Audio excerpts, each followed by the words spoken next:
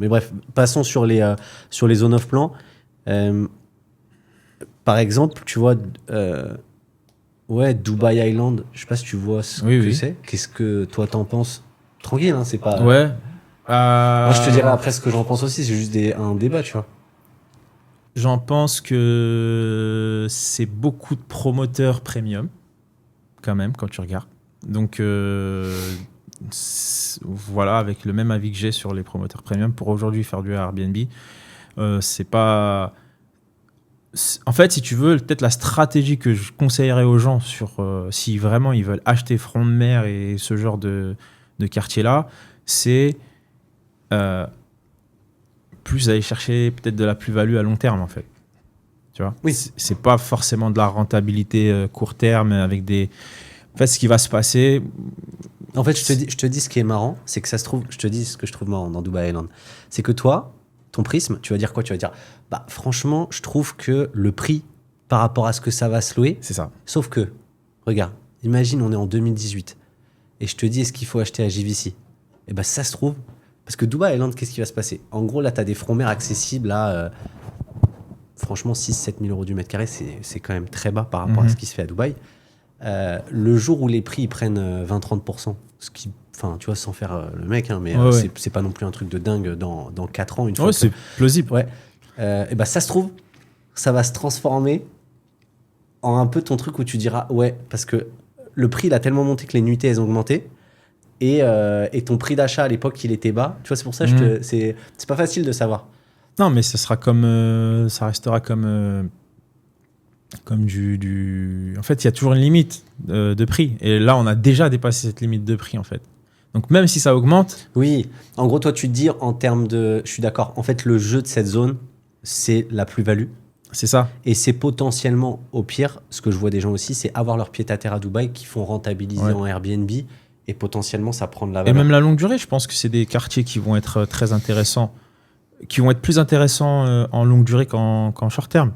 Mais par contre, tout ce que tu disais tout à l'heure aussi est vrai. C'est-à-dire que demain, la personne qui a décidé d'acheter là-bas, moi, ce que je lui conseille, c'est à la livraison de ne pas le mettre en long terme, mais de le mettre en short terme, au moins 1 an. Pourquoi ? Le challenge d'une livraison, c'est de louer au prix, si tu loues en long terme, au prix que tu veux vraiment. Sauf que tu vas être livré en même temps que tout le monde. Donc, tu as une supply qui arrive sur le marché en même temps que tout le monde.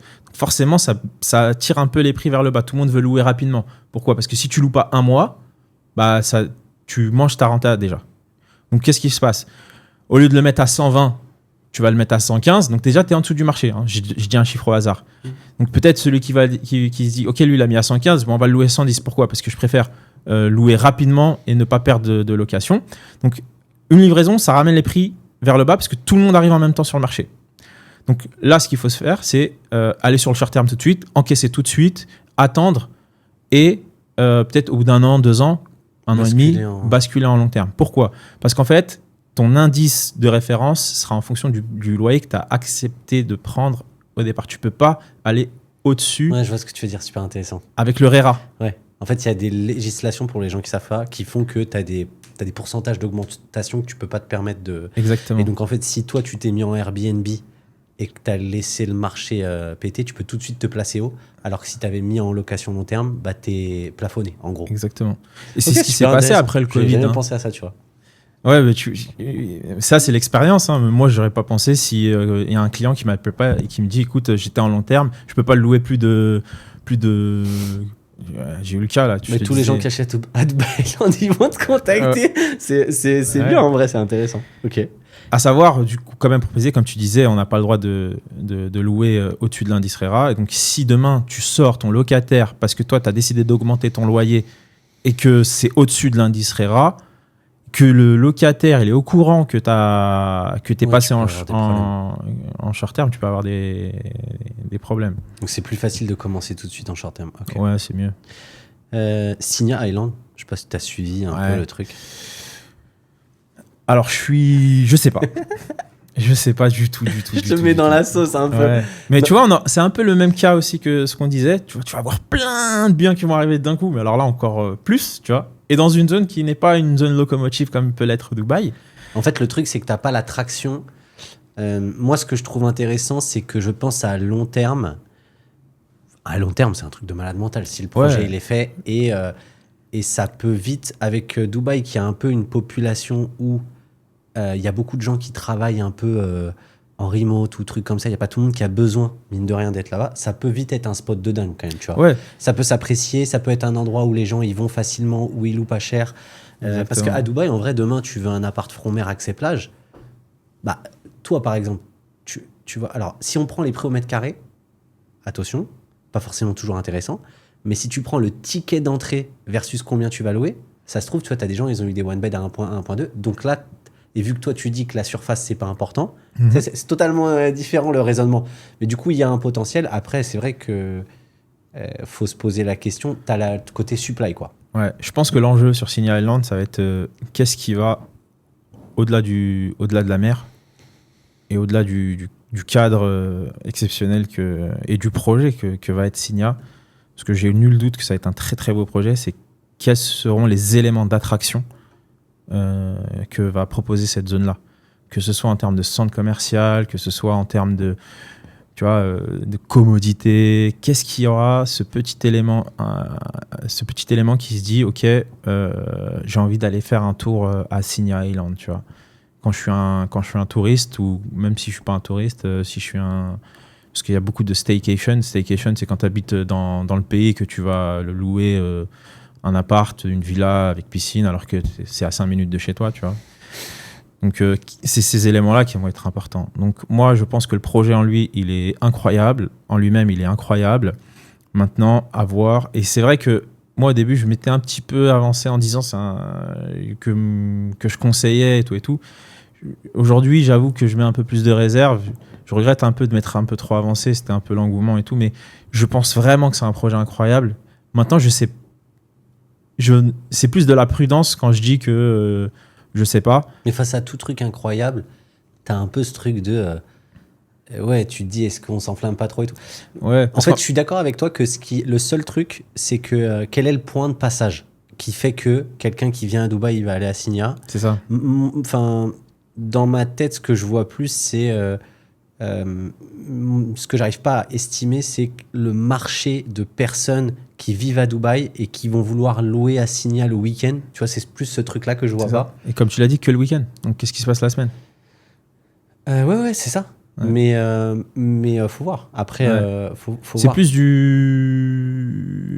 vraiment de la résidence secondaire. Toi, tu te dis presque plus, ça se trouve, ça se louera mieux en location.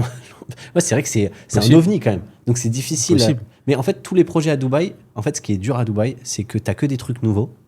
Et du coup, tu regardes avec ton prisme du passé et t'es un peu en mode si tu regardes qu'avec le prisme du passé, c'est mort. Et en fait, après, le truc, ça se trouve, ça devient une dinguerie. Tu vois ce que je veux dire ? Donc, tu sais pas ce que ça veut dire. Regarde, tu prends Shoba Heartland 1. Shoba Heartland, tu trouvais des appartements, des one bedroom à 65 000 dirhams au début. Quand c'était livré. Pourquoi ? Mais on en revient à ce que je te disais juste avant. Tu as une communauté qui construit énormément d'appartements qui vont être livrés quasi en même temps. Tout ça, ça drop les prix vers le bas. Et tout le monde veut louer en premier. Et donc là, tu vas avoir cet effet-là, plus l'effet de distance, plus quelle est l'attraction qui va ramener les gens là-bas. On ne sait pas encore. Ok. Et Umm Al Quwain, un peu même truc. Est-ce que tu le vois un peu pareil ? Tu sais, il y a Shoba qui fait un peu tout le waterfront, et puis tu avais Deyar qui avait fait un très beau projet aussi là-bas. Ouais. Moi, j'ai essayé de choper des données Airbnb, il n'y a rien, sur Pricelab en tout cas, sur cette zone. Ouais, pareil. Tu vois, c'est pas facile, je trouve. Ouais, là, je t'avoue que je me suis pas penché sur la question pour te répondre avec conviction. Mais c'est juste à côté, donc en fait, c'est un peu le même truc. Ouais. La question, c'est pas facile. Si tu veux, après, ce que je dis souvent, c'est que tu as Dubaï qui est la locomotive et tu as tous les petits wagons derrière. S'il y a encore de quoi investir dans la locomotive, c'est-à-dire qu'une fois que la locomotive elle détache ses wagons, elle continue de rouler en fait, tu vois. Et les wagons, ils s'arrêtent. C'est les wagons qui prendront en premier, je pense, tu vois. Ouais, donc pour toi, en fait, vaut mieux rester. Ouais, tu peux avoir des très bons. En fait, je trouve dans une moi je te dis, le truc que je vois dans une stratégie de diversification, là où je trouve c'est intéressant, c'est la personne qui rêve d'avoir un one bed, un studio front-mer, accès plage, ça répond à un besoin de dingue quand même. C'est-à-dire que la personne qui veut être aux Émirats et avoir ça, après avoir à quoi ça correspond sur la revente, sur la location et tout, mais dans l'idée aujourd'hui, il y a des gens, je pense qu'ils s'en rendront compte que plus tard, c'est toujours comme ça avec Dubaï. En fait, là, on est en train de parler, puis ça va se développer, on dira, ouais, tu te rappelles Signa? C'était un truc de malade mental, ça coûtait que dalle. Ouais. En fait, c'est ça qui est dur à lire. C'est aujourd'hui, il y a des gens, pour 1.1, 1.2, 1.3, ils ont un appart front-mer accès plage avec Shoba. Enfin, tu vois, ils ont eu des trucs comme ça. Alors après, au prix au mètre carré, c'est haut, tu vois, mais dans l'idée, faudra voir. Faudra voir. J'ai pas de. Franchement, je dis quand je sais pas. Souvent avec mes clients, c'est les chocs. Mais franchement, tu vois, je sais pas non plus. Je trouve que ça répond à un besoin qui est super intéressant d'accéder à ce rêve, d'avoir un appartement front-mer accès plage dans lequel on peut aller et d'avoir un pied-à-terre à Dubaï. Ça répond aussi à des besoins de personnes que je vois, moi, plus comme.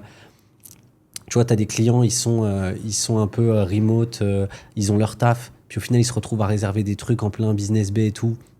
Ouais. Alors qu'ils sortent pas, ils ont pas de raison. Bah demain, t'as un endroit qui est front-mer accès plage, tu peux faire du kite en sortant de chez toi.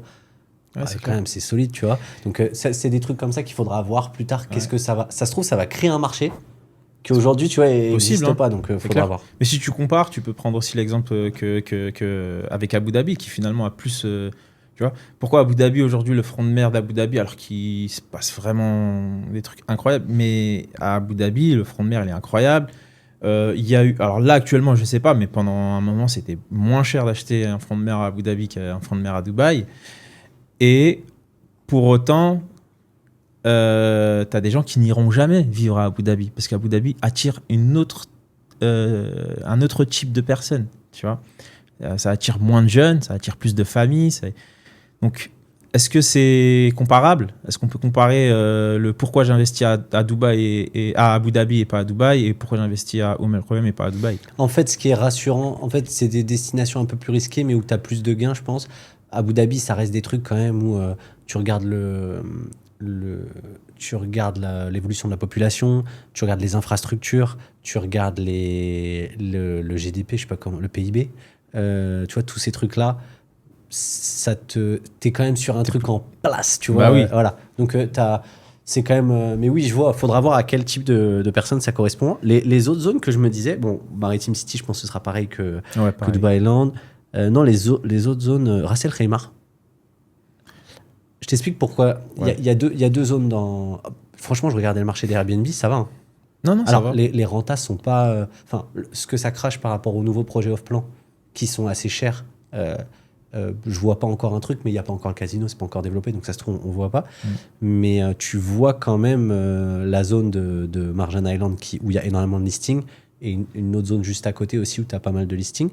Mais je serais curieux d'avoir ton avis un peu sur ces zones, parce que moi, j'ai discuté aussi avec des gens. En fait, je t'explique pourquoi moi ça m'intéresse ce truc, parce que je vais aller faire de fond en comble ce truc, parce que c'est un peu, j'ai l'impression, j'y suis pas encore vraiment allé, mais j'ai l'impression que c'est un endroit où potentiellement t'es pas loin de Dubaï, tu peux avoir accès à une vie de famille avec des villas, donc tu vois, plus sur l'aspect qualité de vie, tu vois, donc t'as une qualité de vie de dingue, t'es peut-être plus proche de la nature qu'à Dubaï, sur des prix encore plus accessibles, l'économie très faible, tu vois, mais plus dans le délire de c'est un petit wagon à côté de Dubaï, et je me dis est-ce qu'au final ce truc là ça va pas devenir un endroit où un peu comme Sharjah a explosé quand Dubaï est devenu trop cher. Oui, okay. Est-ce qu'il n'y a pas des gens qui vont se mettre à vivre dans des villas ou dans des appartes là-bas? Voilà, moi, c'est ça que je vais aller essayer de chercher pour voir. Mais aujourd'hui, c'est vrai que les projets off-plan que je vois, c'est plutôt cher. C'est ça. Tout est drivé par le casino. C'est quasiment les prix de Dubaï. Ouais. J'ai du mal à... Je suis pas super à l'aise sur cette destination. J'avais fait une vidéo dessus. En fait, je suis pas super à l'aise parce que je trouve que la stratégie de rachat derrière, je la vois pas. Ouais. La stratégie Airbnb, je la vois, mais il va falloir envoyer parce que les hôtels qu'il y a autour, c'est solide quand même. Ouais. Mais bon, je pense que je suis pas assez éduqué. Il faudrait que je m'éduque plus tu vois, sur le truc. Parce que ça se trouve, les stades des casinos, ça fait que c'est une dinguerie. Tu vois. C'est ça. Et puis après, il y a aussi un autre truc, c'est que là, Dubaï nous a habitués à avoir une vision très court terme, moyen terme. Et peut-être que sur ce genre de zone-là, c'est plus du long terme sur lesquels il faut regarder. Aujourd'hui, à part le casino, il n'y a pas grand-chose comme point d'attraction. Je ne suis pas certain que les clients qui vont au casino louent des Airbnb, sachant qu'ils vont proposer des chambres d'hôtel assez important, un nombre de chambres d'hôtel assez important, déjà le Wynn. Et donc, c'est un pari sur plus du long terme. Parce que court terme, aujourd'hui, tu peux vraiment viser, voir ce qui se passe. Tu peux vraiment te dire, OK, à part le casino, il n'y a pas grand-chose. C'est plus nature, c'est vrai. Ça va attirer moins de jeunes. Moi, j'y suis allé. Hein, tu vois beaucoup d'Allemands et de Russes, tu vois, retraités. C'est souvent, d'ailleurs, tu sais quoi, c'est souvent un truc... marrant, c'est que c'est des précurseurs les Allemands sur sur les destinations. Souvent la Lufthansa en fait ils ouvrent pas mal de zones en fait sont souvent les premiers à ouvrir des zones de touristiques à leurs clients, tu vois. Et il y a pas mal, il y avait en tout cas il y a 2-3 ans quand j'y allais, il y avait pas mal de touristes allemands. Donc mais retraités, tu vois. On va faire un rapport, une vidéo sur les ouvertures de Lufthansa pour savoir où faut investir. Mais ça attire une autre type de clientèle. Parce que c'est moins du tourisme de masse comme peut l'être Dubaï, quoi. Ok. Et dernier, en fait, je regardais beaucoup Expo City. Ouais. Parce qu'en fait, il y a un truc dont on parle pas, c'est un peu le tourisme business aussi. Ouais. Je sais pas si tu l'as vécu ou pas. Et là, à Expo City, j'ai l'impression que la supply en appartement, elle est quand même assez faible. Tu as la connexion de métro, tu as des énormes trucs d'event qui vont ramener énormément de monde. Et je pense que ça, c'est des leviers de marger comme un malade. Peut-être je me trompe. Et ouais, je serais que. Et aujourd'hui, j'ai plus les prix en tête. Je crois que quand même, c'est genre 1.5, 1.6, mais si je dis une bêtise, m'en voulez pas, sur les OneBet, tu vois. Mais je serais curieux de savoir quel point positif tu vois, quel point négatif, toi, en tant que personne de Airbnb. Ouais, le point positif, c'est que déjà, il y a des sociétés de renommée internationale qui se sont installées, qui ont installé des bureaux là-bas, etc. Et ça, c'est quand même un point important. On oublie quand même souvent de préciser que pourquoi Abu Dhabi attire et est beaucoup plus stable, c'est qu'elle crée de l'emploi.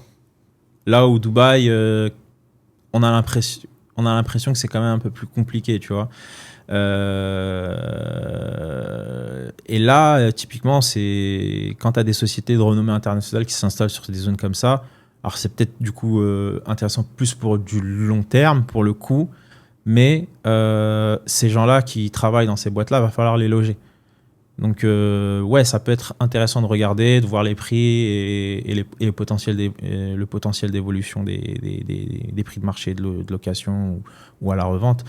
Mais c'est jamais un mauvais signe quand tu as des sociétés Donc pour qui toi, s'installent. un critère, ça me fait penser à un truc. Je fais une aparté. J'avais des gens sur Paris que j'avais rencontrés, je me rappelle, à un mariage. Et ils faisaient que du... Après, on ferait une petite pause. Mais en gros, ils font que du... ils mettaient leur... je sais plus comment ça s'appelle. C'est des bails spécifiques en France. Ouais. Où c'est pour que des professionnels, tu vois, d'entreprise. Ça se trouve qu'ils viennent une semaine, 2 semaines. Et ils étaient spécialisés dans des localisations, genre les Champs-Élysées, quoi, des trucs. Okay. Et ils crachaient des trucs de fou. Ils me disaient, c'est un. Ouais. Et ça avait un nom de bail spécifique. Et j'étais curieux de savoir. Dubaï, c'est. Il y a des événements. Tu vois, là, je discutais pareil avec quelqu'un. Il y a des événements crypto, des trucs comme ça. Est-ce que ça permet. Bah, toi, tu n'as peut-être pas des biens dans des localisations comme ça, mais que ça permet. Est-ce que tu le vois sur tes chartes que ah ouais, en fait, il y a un pic, mais j'aurais pu faire plus d'argent parce que ça se trouve, il y a tel événement. Bien sûr. On regarde, tu vois, quand on a des biens près de certaines. Comme tu le dis, il y a des événements, que ce soit autour de Coca-Cola Arena, World Trade Center. Et donc, moi, je regarde les événements qui arrivent à Dubaï. Et sur le planning, on va les mettre. On va augmenter un petit peu les prix, tu vois. Et tu vois une différence ? Ouais, tu peux voir une différence. Mais alors là, c'est du micro pricing parce qu'en fait, c'est vraiment des fois 2 jours sur un week-end. Oui, mais en fait, j'ai 5 biens dans cette zone-là, il faut que j'augmente les prix sur ce week-end-là, tu vois. Ouais, mais tu vois, c'est comme un mec qui a un appart à Porte de Versailles à Paris. Voilà. Bah, c'est pas anodin parce qu'en réalité, c'est monstrueux. Et moi, je m'en rappelle dans une vie antérieure, tu vois, j'avais des salons professionnels. C'était impossible, c'était aberrant. C'était vraiment un truc de fou, tu vois. Dès que tu as des salons. Même dans des fois, tu as des salons internationaux dans des villes pas forcément connus. Et tu vois, les gars, ils ont des rentas de fou. Ouais. Donc pas à négliger non plus, selon toi, de ce Ouais, qu'on- non, pas à négliger. Et puis même, on travaille aussi avec des pros qui cherchent à héberger Leurs employés. leurs employés, les nouveaux employés ou des consultants parfois qui viennent de l'étranger. Donc ça arrive. Ils nous louent des fois 1 mois, 2 mois, et c'est pas les mêmes clients qui rentrent dans l'appartement, tu vois. Et nous, on a juste des ménages à faire entre les 2 salariés qui vont se chevaucher. Mais eux, ils savent que sur 2 périodes de temps, ils ont deux employés qui vont arriver. Donc 1 semaine, 2 semaines, voilà, qui vont chevaucher. Et donc nous, on a des apparts qui sont loués sur 1 mois, 2 mois, tout comme ça, des fois, ça arrive. Puis, je pense que tout le monde. Je pense qu'on fera un lead magnet où de toute façon, j'ai tous les trucs. Et si les gens ils veulent. Enfin, ils auront ton numéro sur la vidéo pour te contacter. Et dans le pire des cas, je t'enverrai le truc. J'ai fait un récap en fait des prix par zone. Ok. Je me corrigerai si tu vois que si toi, tu as des trucs un peu différents.